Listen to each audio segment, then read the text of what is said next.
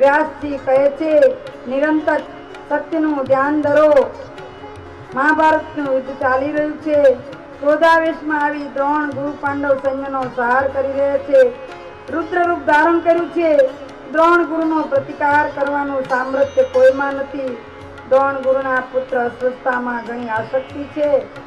દ્રોણ ગુરુને પોતાના પુત્રમાં આસક્તિ છે, એટલે ભગવાન વિચારે છે, આજે જો ગુરુ દ્રોણ આટલું બધું યુદ્ધ કરશે તો આજે પાંડવોનો નિસ્વાહ નક્કી એમનો સંહાર થવાનો છે. એટલે ભગવાને વિચાર કર્યો, અસ્વસ્થતા વધ થાય તો દ્રોણ ગુરુ શસ્ત્રો તજી દે, પરંતુ ગુરુપુત્ર અવધ ગણાય છે. બુદ્ધિશાળી ભીમસેને અસ્વસ્થતા નામનો એક હાથી હતો, તેનો વધ કર્યો. પછી જાહેર કર્યું કે અસ્વસ્થતામાં મરાયો.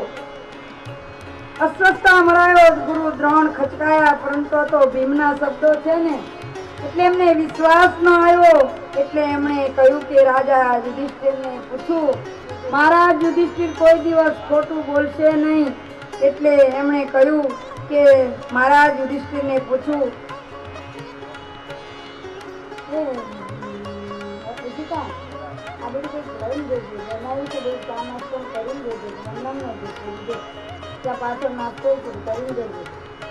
ના ના એવું નહીં.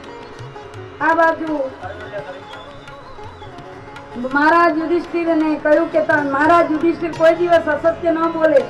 એટલે દ્રોણાચાર્યએ કહ્યું કે મહારાજ યુધિષ્ઠિર અસ્વસ્થતા અણાયો, સાચી વાત છે. અસત્યના કથનથી તેમનું મન ડંખાતું હતું. એટલે ઢોલ નગારાના ત્રાસના અવાજ જોરથી લગાવવા માંડ્યા. ગુરુ દ્રોણે શસ્ત્રો છોડ્યા છે. મહારાજ યુધિષ્ઠિર સત્યવાદી કહેવાય છે. તેઓ બોલ્યા, સત્ય છે, અસ્વસ્થતા મરાયો, પણ નરવા કુંજરવા. નર મરાયો કે કુંજર મરાયો મને નથી ખબર. નર કહેતા ના માણસ અને કુંજર કહેતા હાથી. નરવા કુંજરવા ટોળા ત્રાસના અવાજમાં સંભળાયું નહીં.